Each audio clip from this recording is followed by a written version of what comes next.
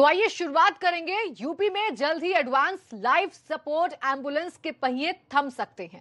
Ambulance संचालन का काम देख रही कंपनी जीवीके ईएमआरआई ने एम्बुलेंस कर्मचारियों को नोटिस थमा दिया है, जिसमें 16 अक्टूबर से सेवाएं समाप्त करने की बात कही गई है। आपको बता दें कि प्रदेश में करीब 250 एडवांस लाइफ सपोर्ट एम्बुलेंस सेवा के कर्मचारी हैं।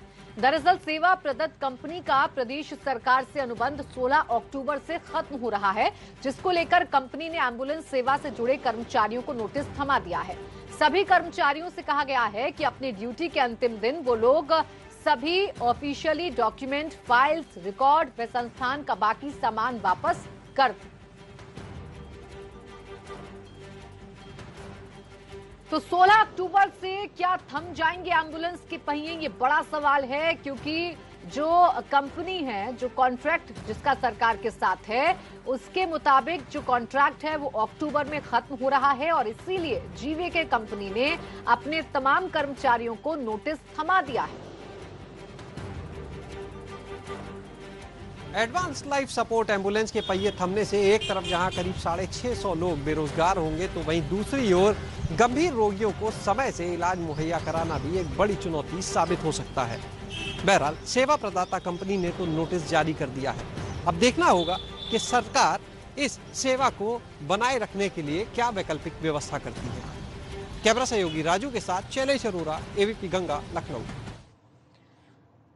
तो 16 अक्टूबर से अनुबंध खत्म हो रहा है और यही वजह है कि जीवीके कंपनी ने अपने तमाम कर्मचारियों को नोटिस थमा दिया है, जिसके मुताबिक ये कहा गया है कि ड्यूटी के आखिरी दिन आप सभी लोग अपने डॉक्यूमेंट्स लेकर आएं और कंपनी के द्वारा जो सामान उपलब्ध करवाया गया है वो भी आप वापस लेकर आएं। तमाम संबंधित दस्तावेज जमा कराने के निर्देश जो हैं वो कंपनी की तरफ से नोटिस में दिए गए हैं। तो 16 अक्टूबर से क्या एम्बुलेंस के पहिए थम जाएंगे, ये बड़ा सवाल होगा। सरकार का क्या स्टेप होगा, ये भी जरूर देखने वाली बात होगी, क्योंकि जो कंपनी है जो एम्बुलेंस कर्मचारियों को प्रोवाइड कराती है, ये सेवा प्रोवाइड कराती है, उस कंपनी से जो सरकार का कॉन्ट्रैक्ट था उसकी मियाद 16 अक्टूबर को खत्म हो रही है। आपको ये भी जानकारी दे दें कि एम्बुलेंस सेवा से प्रदेश के 250 कर्मचारी जुड़े हुए हैं।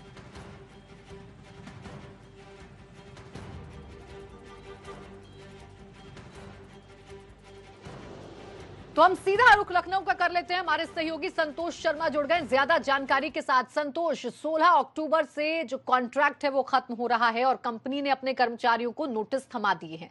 अब जरा मुझे समझाइए कि क्या होगा अगर कॉन्ट्रैक्ट खत्म होगा और क्या दोबारा रिन्यूअल होगा, सरकार का किस तरीके से स्टेप होगा?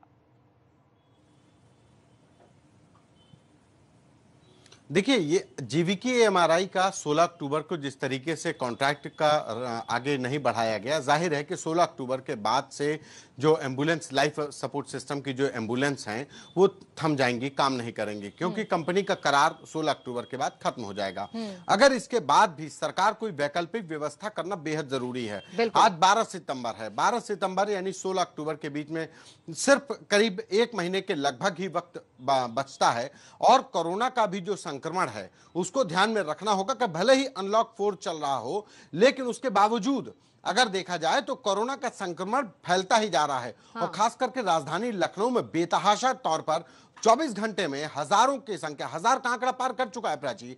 इस 1000 की संख्या के आंकड़ों के साथ कोरोना की भयावहता बढ़ती जा रही है। ऐसे में अगर जिंदगी को बचाने वाला जो लाइफ सपोर्ट सिस्टम एम्बुलेंस की व्यवस्था है वो अगर थम जाएगी तो कहीं ना कहीं लोगों की जिंदगी पर खतरा होगा और सरकारी तंत्र जो स्वास्थ्य सेवा है उस पर बहुत बुरा असर होने वाला है।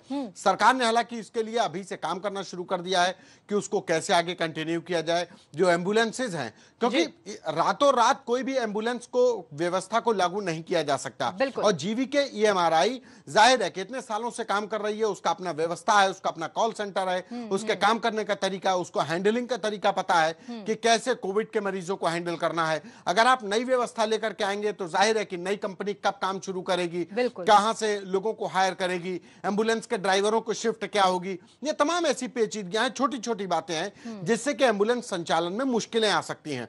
ऐसे में जो सरकार है उसके लिए मंथन चल रहा है, जो अफसरशाही है वो सोच रही है कि आगे, क्योंकि ये जो वक्त है ये बहुत कठिन है। कोरोना के काल में अगर ये नॉर्मल डेज होते तो शायद सरकार इस बात का रिस्क भी ले सकती थी कि 16 अक्टूबर के बाद जीवीकेएमआरआई का जो कॉन्ट्रैक्ट है उसको रद्द कर दे, आगे न कंटिन्यू करे। लेकिन ये कठिन काल है, ऐसे में सरकार के लिए भी इस जो कॉन्ट्रैक्ट है उसको रद्द करना थोड़ा मुश्किल हो सकता है, उसके लिए भी पसोपेश की स्थिति है। हालांकि बैकअप प्लान तैयार किया जा रहा है सरकार के द्वारा कि अगर जो कॉन्ट्रैक्ट है वो रद्द हो जाता है, आगे नहीं बढ़ पाता है, तो कैसे लोगों की सेवाएं जो हैं, स्वास्थ्य सेवाएं हैं, उनको कंटिन्यू किया जाए, इस पर भी विचार किया जा रहा है। लेकिन दूसरा विकल्प यह है कि कुछ महीनों के लिए जीवीकेईएमआरआई का कॉन्ट्रैक्ट बढ़ाया जा सकता है, सरकार बढ़ा सकती है, यह भी एक विकल्प सरकार ने खोल रखा है। जी बिल्कुल संतोष, यही मैं आपसे समझना चाहूंगी। आपने जिस तरीके से कहा कि सरकार के पास दो विकल्प हैं, या तो वो बैकअप प्लान जो है वो तैयार करे या फिर कुछ महीनों के लिए इस कंपनी का जो कॉन्ट्रैक्ट है वो बढ़ा दे, तो आपको संभावनाएं ज्यादा क्या लगती हैं? क्योंकि आपने भी जिक्र किया कि कोरोना काल है, मुश्किलें बहुत ज्यादा हैं। देखिए, बिल्कुल मुश्किलें बहुत ज्यादा हैं और सरकार के लिए भी इस समय मतलब किसी नई कंपनी को हायर करना या अपना सरकार खुद अपने एक एम्बुलेंस व्यवस्था को चालू कर पाना बहुत अव्यवहारिक सा लगता है। क्योंकि एक तरफ कोरोना का, फिर वही बात कि कोरोना के संक्रमण की वजह से ये जो चुनौती है ये बड़ी चुनौती बन गई है, वरना सरकार के लिए एक महीने के अंदर कोई भी व्यवस्था को खड़ी करना बड़ी बात नहीं है। लेकिन ये कोरोना का काल चल रहा है, लोग भी कैसे हायर होंगे, जो एजेंसी होगी उसको आप कैसे स्क्रूटनाइज करेंगे, ये तमाम चीजें हैं। अब देखने वाली बात यह है कि सरकार का स्टेप क्या होता है और स्टेप ऐसा होना चाहिए जिससे लोगों को परेशानी ना हो।